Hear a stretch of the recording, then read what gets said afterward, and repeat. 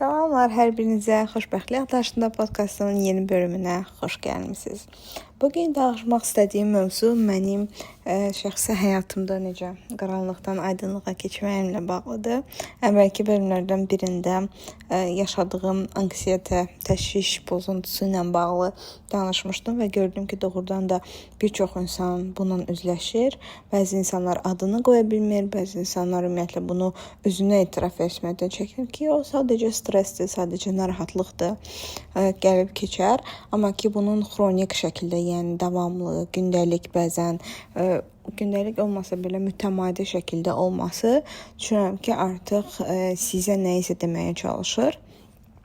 Ona görə də mən özümü müqayisə elədim ki, bu yaxınlarda məsələn əvvəl anksiyete ilə bağlı hər hansı bir kitab, video görəndə həmişə alıb onu oxumaq, onu öyrənmək istəyirdim ki, görən necə ondan candan qurtarıblar, necə olublar. Son zamanlarda bunun fərqinə vardım ki, artıq elə bir niyyətim yoxdur. Yəni mənə maraqlı da deyil anksiyetədə nə var, necə çıxmaq olar. Çünki çox uzun müddətdir artıq bundan uzağam və deyərdim ki, ümumiyyətlə o içimdəki narahatlıq hissi mənə yadlaşmağa başlayıb ki, çox xoşbəxt etdi bu fakt məni. Belə baxanda əslində çox uzun müddət deyil, təqribən 1 il əvvəl idi ki, mən bu krizlər keçirdirdim. Krizlər də yəni özünü itirmək səviyyəsində deyildi çox şükür ki. Sadəcə məsələn durduq yerə ağlaya bilərdim. Özümü başa da düşmürdüm ki, niyə ağlamaq istəyirəm və yaxud sadəcə gedib bir yerdə oturub hərəkət edə bilməyəcək səviyyəyə gəlirdim. Bu da məni qorxudurdu. Çünki həmin zamanlarda ətrafımda yəni eşitmişdim. Instagramdan, YouTubedan görürdüm videoları. Sadəcə doğrudan da həyatımda bunu yaşayan, öz təcrübələrini mənimlə paylaşa biləcək, bundan bağlı məsələn həmin o kriz anlarında nə edə bilərəmlə bağlı bir məsləhət verəcək insan yox idi. Ona görə də düşünürəm ki, mən artıq buna başa düşdüyüm müddətcə ətrafımdakılara da kömək eləməyə başladım. Məsələn, bunu keçirdən biri gördükdə başa düşürdüm ki, ona necə kömək eləmək lazımdır, nə edə bilərəm. Yəni bu çox böyük toollar gərəkdirmir, çox vacib bir təsir gərəkdirmir. Sadəcə əgər yaxınınızdırsa və o səmiyyətiniz varsa, o an onu bir qucaqlamaq belə o insana çox güclü kömək eləyir. Bunun niyyəsinə gəldikdə isə ümumiyyətlə niyə biz və ya hər hansı bir insan niyə bu hadisə üzərindən keçir, niyə bunu yaşayır? Çünki həmin an bizim o içimizdəki uşaq kimi düşünən beynimiz, hansı ki bu heyvan beyni də deyirlər bəzən, primitiv düşünən beynimiz üçün biz həmin an təhlükədəyik. Yəni o hansı ki bizim əcdadlarımız aslandan, hər hansı bir vəhşi heyvandan qaçanda ki stres keçirdir, biz də həmin an eyni stresi keçirdirik. Bu ola bilər ki, sadəcə bir maşında keçirdiyiniz bir narahatlıqdır, amma beynimiz üçün əslində onun bir fərqi yoxdur. Eyni stresi yaşayır, çünki həmin an ölüm təhlükəsi gözləyir onu. Düşünür ki, mən bu an nəsə olacaq mənə və öləcəm. Bu krizləri keçirdən insanlardan da soruşanda onlar çox da deyir ki, nəfəs ala bilmirəm, öləcəm kimi hiss edirəm, elə bilirəm ki, bu heç qurtarmayacaq. Amma əslində baxdıqda fakt və statistik olaraq bəzən 2-3 dəqiqə olan hadisələrdir. Sadəcə həmin an o qədər çarəsiz hiss edir ki, insanlar. Mən də bunu doğrudan yaşamışdım ki, sadəcə bilmirsiniz, nə edə bilərsiniz. O anda sıxışıb qalırsınız. Ətrafınızdakıları da soruşsalar sənə nə olub, deyə də bilmirsiniz, izah da eləyə bilmirsiniz. Mümkün deyil, yəni orada danışmaq, nəfəs almağın çətinləşdiyi bir situasiyada danışmaq nə qədər çətin ola bilər, təsəvvür eləyə bilərsiniz. Bunu başa düşdüm ki, mən son 1 ildə necə dəyişmişəm özümdə. Necə elədim ki, indi deyərdim ki, 90% həyatımda belə bir şey yoxdur, 95%. Və mən bundan canımı qurtarmışam, necə qurtarmışam. Necə, məsələn, indiki həyatımda mənə çox böyük bir problemlə gələ bilərsiniz. Nə olsa belə mənim bu hadisələrə sakit reaksiya verməyim, narahat olmamağım, ki, hər şey öz axarındadır, hər şey lazım olduğu kimi olacaq. Bununla bağlı bir podkast epizodu yazmaq istəyirdim. Çünki 1 il ərzində düşünürəm ki, bu qədər özümü dəyişdirməkdə, özümü sakitləşdirməyimdə bir növ. Hər zaman ətrafınızda şanslısınızsa, insanlar olacaq ki, sizə kömək eləyə biləcək, amma insanın özünə kömək eləməsi qədər belə fəxr etdiyi və güclü hiss etdiyi bir an ola bilməz deyə düşünürəm. Ətrafınızdakı insanlar həmin an orada ola bilər və yaxud ən çox vaxt keçirdiyimiz özümüzük. Başqalarına güvənmək yaxşıdır bəzi hallarda, amma ki özümüzə güvənməyi doğrudan da həmçinin də anksiyetəyə və təşvişə kömək eləyir. Çünki siz bilirsiniz ki, hər an başıma nə gəlsə belə, mən bir adultam, yəni mən bir yetkin insanam və mənim qabiliyyətimdə çox şey var. Bu həyatımızın məsuliyyətini üzərimizə götürmək və başa düşmək ki, mən yetkin insanamsa, həm öz qayğıma qala bilərəm, həm ətrafı idarə edə bilərəm. Və nə olsa da, başıma nə gəlsə də, mən bunun üstəsindən gələcəm. Bir dəfə mən bir rəfiqəmlə danışırdım. Orada o demişdi ki, mən ümumiyyətlə təşviş yaşayıram nəyləsə bağlı. Mən də ona sual verməyə başladım ki, niyə? Məsələn, falan hadisə olar deyə düşünürəm, qorxuram bundan. Bəs olsa nə olar? Bir hadisəni dedi. Daha sonra yenə soruşdum ki, bəs olsa nə olar? Məsələn, pul məsələsindən nümunə gətirsək, demişdi ki, məsələn, düşünürəm ki, mənim işdən çıxaram, pulum olmaz. Okey, pulun olmasa nə olar? Belə olar. Olmasa nə olar? Yəni ən pis ssenariyoya qədər dərinə getdikcə biz başa düşdük ki, doğrudan da əslində heç nə olmur. Sadəcə biz hadisələri çox vaxt gözümüzdə o qədər böyüdürük ki, o qədər düşünürük ki, ayda birdən pulum olmaz, birdən nəsə olar mənə, birdən ailə üzvümə nəsə olar. Bunları düşündükcə də biz beynimizə o qədər yoruruq ki, artıq o hadisələrin içində özümüzə ilişdiririk. Doğrudan da bir çıxılmaz bir dövriyyə yaradırıq ki, birdən nəsə olar, mən ona eləyə bilmərəm. Amma belə baxdıqca, yəni insan o qədər güclü bir varlıqdır ki, başına nə gəlsə belə, necəsə vəziyyətdən çıxmağı bacarır. Və düşünsək belə, indiyə qədər neçə yaşınız var, bilmirəm. Yəni ən azından 10 yaş, 10 il, 20 il böyük ehtimal ki, yaşamısınız bu həyatda. Hər hansı bir şey olubmu ki, onun içindən çıxmamısınız? Əgər sağsınızsa, demək ki, indiyə qədər başınıza gələn hadisələrin hamısından necəsə vəziyyətdən çıxmısınız. Yəni, ola bilər kömək almısınız, ola bilər özünüz olmuşsunuz. Amma necəsə çıxmısınız da, düzdür? Buna güvənməmək, düşünmək ki, birdən başqa bir hadisə olar, orada vəziyyətdən çıxa bilmərəm. Amma yəni belə baxanda statistik olaraq fakt əsaslı baxsaq, çoxumuz başımıza gələn hadisələrin 100%-dən necəsə qurtarmışıq. Əgər çox primitiv formada baxsaq, əgər ölməmişiksə, demək ki, çıxmışıq vəziyyətdən. Belə baxanda da bundan sonra da başımıza gələcəklərə üstəsindən gələcəyimizə inanmağımız bu yolda bizə ən böyük köməkçidir. Çünki biz təşviş yarananda, narahatlıq hiss eləyəndə əsas problem ondan gəlir ki, biz düşünmürük ki, bunun üstəsindən gələcəyik. Elə bilirik ki, dünyanın sonudur. Doğrudan da hiss edirsiniz ki, dünyanın sonudur. Ağlama krizləri keçirdəndə sadəcə biraz ağır ola bilər bu, amma mən düşünürdüm ki, əgər öləcəmsə, bu krizlərin sonunda öləcəmsə, bəlkə də elə ölməyim və davam eləməməyim yaxşıdır. Çünki mənim stres yaşadığım dövrlərdə, çıxılmazlıq hiss elədiyim dövrlərdə doğrudan da düşünürdüm ki, bu qədər əzab çəkməkdənsə, bu qədər incinməkdənsə, bəlkə də həyatım daha qısa müddətli sona çatsaydı, daha az ağrı hiss eləyərdim. Amma ki, indi geriyə dönüb baxanda düşünürəm ki, bəlkə də onların üstünə keçməliydim, bəlkə də bu qədər ağrı hiss eləməliydim ki, artıq bir gün özümə deyim ki, yox, artıq bir də özümə bunu yaşatmayacağam. Bir də heç nəyə görə narahat olmayacağam, çünki dəymir. Nə olursa olsun, ətrafınızdakı çox sevdiyiniz insanlar olsa belə. Yəni, çox adam deyir ki, ay, mən falan kəssiz yaşaya bilmərəm, ay, mənim uşaqları olsun, kim olsun, yəni kim üçünsə də yaşaya bilmərəm desəz də, həyatda elə anlar gəlir ki, doğrudan da eləyə bilmərəm dediyiniz hər şeyi eləyirsiniz.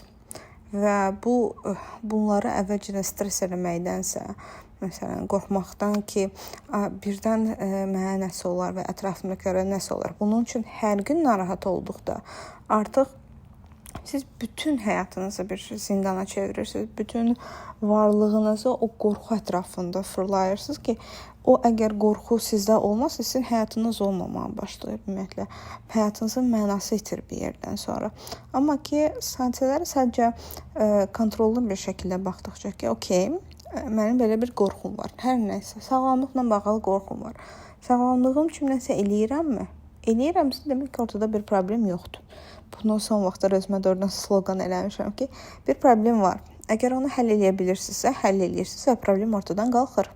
Əgər bir problemi həll edə bilmirsinizsə, demək ki, bir problem yoxdur ortada. Yəni həlli olmayan bir problem olmadığı üçün, yəni sözün mənasına baxdıqda, həlli olmayan bir şey problem sayılmadığı üçün həyatda ümumiyyətlə problem yoxdur. Ya hələ ki həll eləmədiyiniz bir məsələ var və yaxud da heç bir problem yoxdur. Düşünməkdən ki, hər şey pisdir, belədir, elədir. Əgər bunları sadəcə bu iki kateqoriyaya ayırsanız və buna həll yolu düşünərək baxsanız ki, mən buna bağlı nəsə eləyə bilirəmmi? Eləyirəm onda, bunu eləyirəm. Eləyə bilmirəmsə, heç şey eləmə mənası yoxdur. Düşünmək ki, qlobalda belə oldu, Trump bu araların çox trend mövzusu, Trump tarifləri qaldırdı, yendirdi. Yəni siz ölkə səviyyəsində siyasi qərarlar vermirsinizsə, bununla bağlı düşünmək, dərd çəkmək, bunu problem edib müzakirələr aparmaq ki, Trump belə elədi, nə edəcəyik indi, heç nə edə bilməyəcəksiniz. Yəni qlobal məsələlərə baxanda bir çoxumuz heç nə eləyə bilmirik. Əgər eləyə biliriksə, bununla bağlı danışıb problem yaratmaq əvəzinə nəsə eləməliyik, düz deyil. Oturub fikirləşmək ki, ölkənin siyasi vəziyyəti belədir. Trump ekonomikanı belə elədi. Nə bilim, neftin qiyməti qalxdı, düşdü. Mənə doğrudan da məsələn, əvvəl mən də düşünərdim ki, necə olacaq? Birdən devalvasiya olar, birdən nə bilim nə olar? Trump gəldi, kim gəldi? Yəni siz Amerika vətəndaşı olub Trumpı seçmirsinizsə, Trumpla bağlı narahatçılığınızın olması məntiqli deyil. Bir çox insanın isə belə baxanda heç özünə əlaqəsi olmayan problemləri özünə problem edir. Ailəsi ilə bağlı ola bilər. Bir çoxumuz hətta düşünürük ki, bunu mən son zamanlar fərqinə vardım. Düşünürük ki, ailəmizin problemləri də bizim problemimiz. Əslində deyil. Məsələn, uşaqlar üçün çox yayğındır ki, ana-atalarının problemlərini özünə problem edirlər. Çünki uşaq başa düşmür ki, ana-atası ondan ayrı bir möhumdur. Onu öz parçası kimi görür və bununla bağlı narahat keçirdir. Uşaq vaxtı bunu eləmək normaldır. Siz bunu başa düşənə qədər və yaxud kimsə bunu sizə başa salana qədər. Bəzi ailələr var ki, uşaqlarına buna vaxt ayırır, başa salır. Bəzilərində isə sadəcə bunu başa düşmədiyini belə bilmirlər. Amma siz böyük bir insan olaraq ata-ananızın münasibətlərini, nənə-babanızın, qohumlarınızın məsələlərini öz-özə məsələ eləməyiniz heç bir məna daşımır. Və hətta onların işinə qarışmağınız belə əslində onların şəxsi sərhədlərinin pozulmasıdır. Bir çox insan başa düşmür ki, biri sizdən məsləhət istəmirsə, məsləhət verməyiniz düzgün deyil. Bu onun yenə də həm şəxsi sərhədlərinin pozulmasıdır, həm siz ona bəlkə də düzgün olmayan bir məsləhət verəcəksiniz və o sizi dinləməyə yönümlüdür. Və yaxud kiməsə o istəmədən kömək etmək. Bəzi insanlar doğrudan da başa düşür ki, kömək ehtiyacı var və bunu gəlib sizə deyəcək. Amma bunu istəməyən birə məcburi şəkildə kömək eləmək, onu oradan hansısa bir pis vəziyyətdən dartıb çıxartmağa çalışmaq, düşünürük ki, yaxşılıq eləyir, amma əsla yaxşılıq eləmirik. Biz o insanları, əgər elə bir şey var ki, ona xronik şəkildə kömək edirsiniz, davamlı bir dəstək edirsiniz, o insanlara özlərinə həyatda qalma gücü vermirik. O insanların öz güclərini başa düşmələrinə, yəni insan dibə vurandan sonra yuxarı qalxmamaq kimi bir seçimi olmur. Bəzi insanlar da o dibə vuranda siz hər dəfə onu dartıb oradan çıxardanda o özü oradan çıxmağı bacarmır. O özü oradan çıxmağı heç vaxt öyrənmir və hər zaman sizdən asılı formada qalır. Özünə güvəni olmur ki, mən eləməmişəm ki, indiyə qədər. Hər zaman kimsə mənə kömək edib. Yəni təbii ki, o insan cəhd eləyirsə və bir damcı sizdən ehtiyacı varsa köməyə və yaxud özü başa düşür ki, siz ona bu dəfə yolu göstərəsiniz, gələn dəfə özü artıq onu eləyə. Bu təbii bir yoldur və daha sağlam bir üsuldur ümumiyyətlə problemlərlə mübarizə aparmağın. Amma ki, biz öz işimizi buraxıb, öz həyatımıza fokuslanmaq əvəzinə o qədər ətrafımızdakiləri fokusluyuq ki, bunu son zamanlarda araşdırdıqca, bunun haqqında oxuduqca ki, Ümumiyyətlə şəxsi sərhədlər nədir? Kimin sərhəddi nədir? Bizim ailəmizə qarşı olan məsuliyyətimiz nədir? Məsələn, qardaş bacımıza olan sərhədlərimiz necə olmalıdır? Dostlarımızla bağlı, ümumiyyətlə ətrafdakı hər birinə kimin rolları nədən ibarətdir? Bununla bağlı bizə çox vaxt instruksiya verilmir. Ümumiyyətlə kollektivist cəmiyyətlər ikiyə yerə bölünür. İndividual cəmiyyətlər, hansı ki, əsasən qərb mədəniyyətlərində elədir ki, onlara ailədən çox individualların maraqları öndədir. Bir də var ki, şərq mədəniyyətləri, hansı ki, kollektivist, yəni cəmiyyət formasında yaşayanlardır. Orada ailə vacibdir, ümumiyyətlə bir community, bir qrupun olmağı, bir qrupa aidlik onlar üçün çox vacibdir. Belə cəmiyyətlərdə də əsasən bizim cəmiyyət içindəki sərhədlərimiz çox da aydın olmur.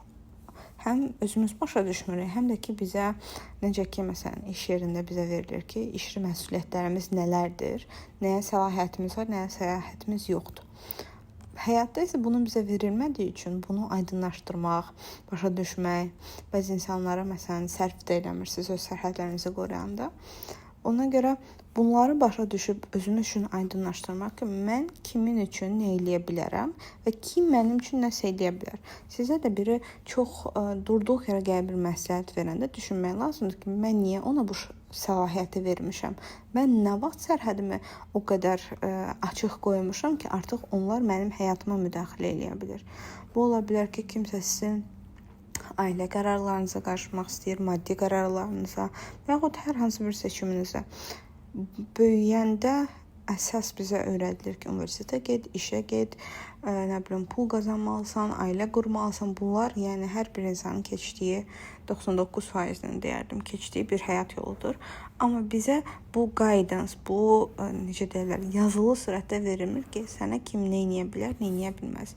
Ona görə də biz bunu özümüz üçün yaratmalıyıq ki, mən nə istəyirəm həyatdan? Mən istəyirəmmi ki, ailəm mənim qərarlarıma qarışsın? Mən istəyirəm ki, hansı rolları mən həyat yoldaşıma, partnyoruma verəcəm? Bu da çox önəmlidir. İnsanlar bu qadın kişini bərabərləşdirməyə çalışırıq, hər şeyi eyniləşdirməyə çalışır. Amma mənə görə isə qadının və kişinin həm ailədə, həm cəmiyyətdə rolları fərqlidir. Fərqli güclü tərəfləri var, fərqli bacarıqları var, hansı ki, onlara icazə verir ki, bir-birinə dəstək olsunlar. Mən çox əsəbləşməməyə çalışsam da bu videoları görəndə ki, qadınlar işləyir, qadınların artıq işlərə ehtiyacı yoxdur, niyə evlənsinlər? Çox mənasız bir şeydir. İnsanın yaradılışında hər şeydə bir sual yarananda mən hər zaman təbiətə qayıtmaya çalışıram ki, necə yaranmışıq biz. Bir yaranma formamızın bir məntiqi olmalıdır ki, bizi bu formada yaradıblar. Əgər cəmiyyətdə yaradılanda dünya iki cins yaradılırsa, demək ki, bunların arasında fərq var. Demək ki, bu ayrım verilibsə, demək ki, fərq var da.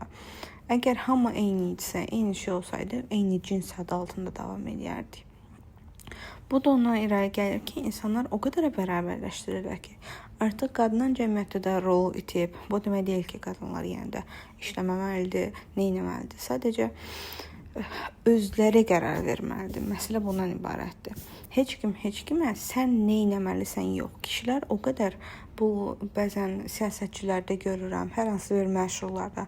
Biri məşhurdur deyə gedib ondan fikir almaq ki, sizcə qadının cəmiyyətdə rolu nədir? Buna bir kişi qərar verməməlidir. Qadınlar hərəsi özünə cavabdehdir. Kişilər hər biri özünə cavabdehdir. Hər insan da başını aşağı salıb doğrudan da öz həyatına fokuslananda hər insan özünün yaxşısını yaratmağa çalışır. Və bir cəmiyyətdə, bir qrupda ki, hərə özünün ən yaxşı versiyasıdır, orada mümkün deyil ki, toplum sağlam və irəli getməsin. Bizdə isə hamı öz işini buraxıb, təsəvvür edin ki, siz bir yerdə çalışırsınız, öz işləriniz qalıb ki, başqasının işini görürsünüz. O başqası da başqasının işini görür. Yəni, aləm deyib bir-birinə. Baxanda da görünür ki, heç kim əslində öz işində bir yerə getməyib. Heç kim ona verilən rolu idarə eləmir, ona verilən işləri yerinə yetirmir. Amma belə baxanda o işi hər hansı bir mənaya görə o insana təyin edirlər də, düzdür. Bu məntiqlə də, bu sadəcə mənə görə bu sadə bir məntiqdir ki, hər insanın yaradılışdan bir rolu var. Hər insana da xüsusi bacarıqlar verir. Biri çox gözəl musiqi ifa edir, biri çox gözəl analitik qabiliyyəti var, biri çox gözəl idmançıdır. Yəni hərə götürüb öz işini görməyə əvəzinə gedib başqasının işinə fokuslananda artıq bir xaos yaranır və xaoslu bir dünyada da narahatlıq yaşamamaq mümkün deyil. Amma ki, əsas mənə də başa düşdüyüm rolundan ibarət gəldi ki, mən artıq ətrafıma fokuslanmadım. Mənə narahatçılıq verən, təşviş verən bütün hadisələr mənim ətrafımla bağlıdır. İş yerindən düşünürdüm ki, ayda proyekti çatdıracaq, çatdırmayacaq. Yəni mən öz rolumu eləməliyəm. Mənə maraqlı olmamalıdır ki, bütün dünyanın axırı nə olacaq. Ay nə bilim, qiymətlər qalxdı, belə oldu. Amerikada falan şey oldu. Nə bilim, ailədə belə bir şey oldu. Bunların hamısını düşünəndə insan təbii ki, dəli olmaq yolunda gedər. Bizim dünyamızda da Instagram var, YouTube var. O qədər məlumata məruz qalırıq ki, artıq elə bil ki, əvvəl tutalım dostluğunuz gəlmişsiniz öz məsələsini deməsə, sizin buna məlumatınız olmazdı. Bir dostunuz deyir, nə qədər dostunuz ola bilər? Yəni ailə, dostlar, yaxınlar, bunlar sizə öz həyatları barədə məlumat verərdi. İndi sosial media olduğu üçün hamı bizə öz haqqında nəsə deyir. Və beynimiz məncə bu qədər məlumatdan artıq çaşıb qalır ki, bunun hansı mənə aiddir, hansı mənə aid deyil. Bu ayrımı eləmək doğrudan da bu qədər informasiya da çətindir. Amma nə vaxt ki, biz özümüz üçün ilk öncə qayıdırıq özümüzə. Bunu da doğrudan hər kəsə tövsiyə edirəm. Əgər bu narahatçılıqdan, stres səviyyələrinin azalmağında özlərinə kömək eləmək istəyirlərsə, ilk öncə sadəcə hər şey qırığa qoyuruq. Və başa düşürük ki, mən özümə kömək eləməyincə ətrafdakı heç kəs mənim məsuliyyətim deyil. İlk öncə özümüzə kömək eləyirik, daha sonra ətrafımızdakılara. Əgər ehtiyacları varsa və istəyirlərsə bunu. Bu çox önəmlidir. İlk öncə baxırıq ki, mən niyə bunu yaşayıram? Məni narahat edən şeylər nədir? Lazımdırsa, hətta çox tövsiyə edərdim ki, oturub yazmaq. Məni nələr narahat edir? Mən hər dəfə nəyə görə narahat oluram? Bunları bir çox kiçik detallarına qədər yazmaq ki, məni falan şeylər narahat edir. Daha sonra baxırıq, nəsə eləyə bilərəm bununla bağlı? Yox, mənim problemim deyil. Bununla bağlı narahatlıq keçirməyi özümə layiq görmürəm. Doğrudan da özünə layiq görməmək, özünə dəyər vermək ki, mən niyə kiməsə görə incinməliyəm, mən niyə kiməsə görə özümə stres yaratmalıyam. Bu streslə bağlı da çox araşdırmalar da var ki, xüsusilə qadınlar üçün kişilərin beyni və bədəni stresə daha dözümlü olduğunu düşünürəm. Çünki onların təbiətindən də gələn bir şey var ki, onlar həmişə qorunmağa, daha çox təhlükələrlə üzləşməyə uyğun yaradıldığı üçün onlar üçün stres daha çox motivasiya edici. Amma qadın üçün təhlükədə hiss eləmək, öz həyatının təhlükədə olduğunu hiss eləmək çox təhlükəlidir. Və doğrudan da onların bədənlə çürüməsinə, daxili mühitinin çürüməsinə gətirib çıxarır. Ona görə də əgər düşünürəm ki, mənim audiensimdə daha çox qadınlar var, demək istəyirəm ki, özünüzə heç bir stresi layiq görməyin. Heç bir stres sizin həyatınızdan, özünüzdəki gülüşdən, həyat eşqinizdən vacib deyil. Bunları başa düşəndə ki, mənim bu qədər narahat olduğum məsələ var, düzdür. Bunların haqqında nə edə bilərəm? Buna dəyişə bilərəm. Dəyişmək üçün bir action plan yazırsınız. Yəni özünüzə bunu necə dəyişəcəmlə bağlı bir plan yaradırsınız. Çəkinizlə narahatçılığınız var, bununla bağlı bir idman və qida qrafiki hazırlayırsınız. Düşünürsünüz ki, məsələn, ətrafınızdakı insanlarla problem yaşayırsınız. Onlar sizə ola bilər ki, bu arada qadınlar arasında çox yayğındır ki, bir-birinə bunu necəsə aşılayırlar ki, bir-birindən bir pis söz demək, nəsə zarafatla da olsa söz atmaq, qeybət, bunlar hamısı da o enerjini çəkir insandan ki, onu stresə salır. Başqasının haqqını niyə qeybət edirik? Çünki onun kimi olmaq istəyirik, amma ola bilmirik. Birinə, yəni qeybət mən düşünməmişəm ki, kimyəsə desinlər ki, ay filan kəs də belə bədbəxt oldu. Bədbəxt olanda hamı ürək acıqlığına yanaşır ki, ay yazıq, belə. Qeybət olunan insanlar hər zaman həmin insanlardan daha üstündür. Hər zaman onların onlarda olmayan bir şeyləri var. Ya xoşbəxt ailə həyatları var, ya işləri var, ya gözəl bədənləri, üz quruluşları var. Ya həyatda nəsə düz gedir, hansı ki onlarda getmir. Və bunlara da qeybət eləyərək başqasına fokuslanmaq yenə də özümüzə stresi gətirib çıxarır. Biz nə edirik? Baxırıq ki, falan kəsdə belə bir şey var. Mən onun olması üçün nə edə bilərəm? Məsələn, mən çox sevirəm ki, fərqli mədəniyyətlərdən olan ruslarda mentalitet daha fərqlidir, türklərdə daha fərqlidir, ingilislərdə tamam fərqlidir.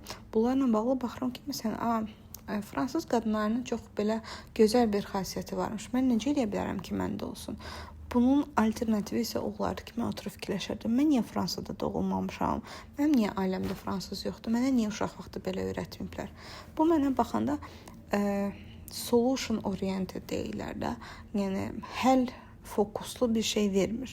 Mən oturub bunu danışmaqla özümə heç bir xeyir vermirəm. Onun əvəzinə mən nə edirəm? Bunu dəyişmək üçün nə edəcəm? Mən Fransada doğulmağı dəyişə bilmərəm. Amma mən hər hansı bir fransız qadınlarının xasiyyətinin bir adət-ənənəsini götürüb özümə tətbiq edə bilərəm. Bu çox asandır əslində. Buna görə də çox tövsiyə edirəm ki, həyatda sizi stres eləyən, bəyənmədiyiniz, narahatçılıq verən, sizi doğrudan da incidən, qadınların doğrudan da incinməsi, kişilər əsəbləşə bilir, qarşılarındakılara, yəni o sözünü deyib onlara daha kobudluq eləyə bilər və bununla da həyatları ilə keçirlər. Amma qadınlar doğrudan da bunu içəri atdıqları üçün incinirlər və o incinliklər də toplanıb artıq sizin həyat enerjinizi yeyir. O içəridən bəzən deyirlər ki, beynimdə neçə dənə bu kompüter təbləri açıqdır, bilmirəm musiqi də hardan gəlir. Bir çoxumuz da o yerə gəlib çıxırıq ki, içimizdəki o incinən, narazı, küsmüş bir qızın harda olduğu, niyə belə olduğunu tutmuruq. Bu da ondan gəlir ki, çox uzun müddətdə artıq o davam edir. Çox uzun müddətdə ona istəmədiyi şeyləri elətdiririk. İstəmədiyi insanlarla görüşür, istəmədiyi yerlərə gedir, istəmədiyi yeməyi yeyir. Çox insan bunu edir. Mən fərqinə vardım ki, bizdə məsələn evdə yemək bişəndə və yaxud hansı bir qonaqlığa gedəndə sizə yemək yeməsəz, qarşındakına təhqir kimi başa düşür və bunun üçün bir çoxumuz onu məcbur edib yeyir. Amma necə, yəni insanı incidən, necə deyim, onun sərhədlərini pozan bir şeydir ki, siz istəmədiyiniz bir yeməyi bədəninizə daxil edirsiniz. Ola bilər ki, sizin onunla bağlı çox pis bir xatirəniz var. Məsələn, mənim boş travmam var.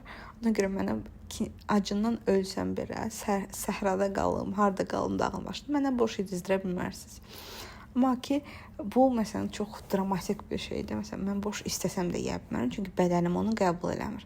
Amma bəzi yeməklər var ki, məsələn, sevmirəm, amma olmuşdu ki, kiminsə xətrinə dəyməyim deyə, kiməsə incitməyim deyə özümü incitmişdim. Özümə istəmədiyim yeməyi vermişdim və yaxud içki bəzən olur ki, içmək istəmirsiniz, amma ətrafdakılara qoşulmaq üçün sırf, yəni o kampaniyaya qoşulmaq üçün içməyi qəbul edirsiniz. Çox şey ola bilər. Özümüzə, o hisslərimizə dinləmədən, başqalarına xətrinə dəyməkdə, öz xətrimizə dəydiyimiz çox anlar olur.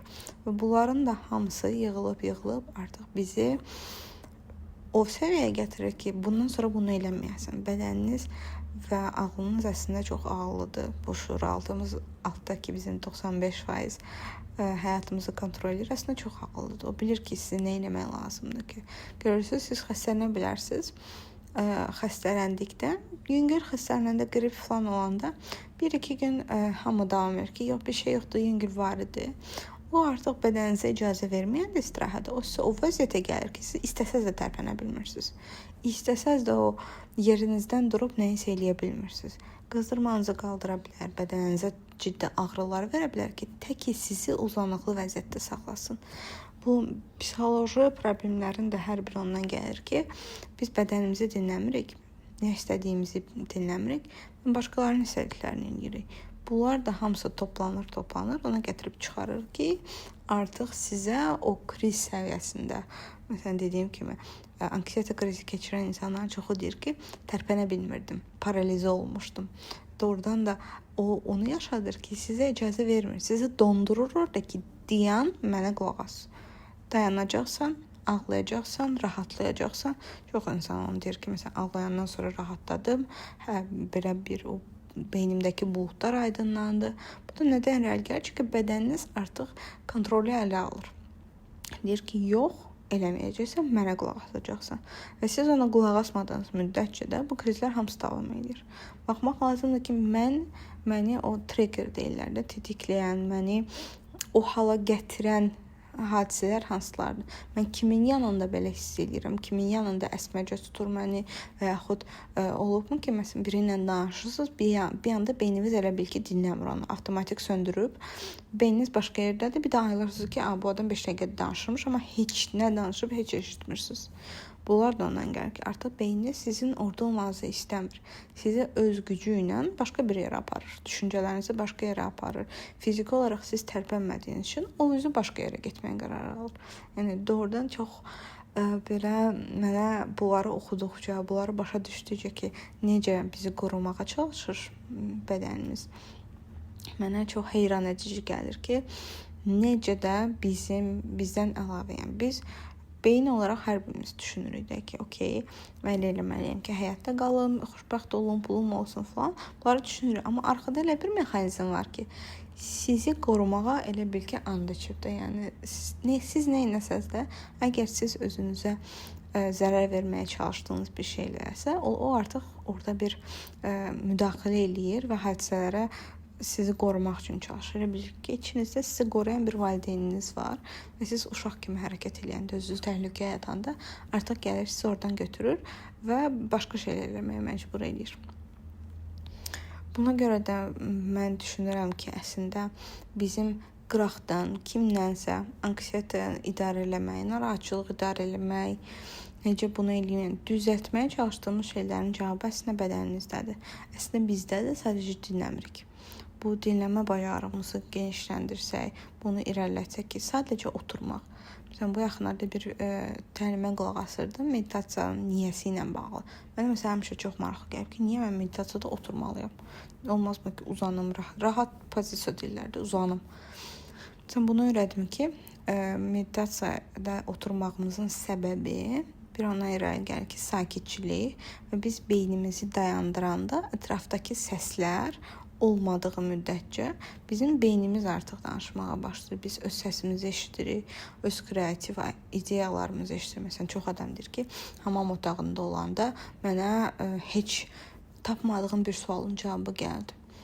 Bir çox alimlərin nəyisə necə tapdığını araşdırsaz, həmin o ideyanın gəlmə anı çox dəxlisiz bir andır. Çox belə sakitcə oturduğu, deyəsən, hansısa birində idi, sırf elə hamam otağında bunu kəşf edib necəsə, çox kiçik bir şeydən.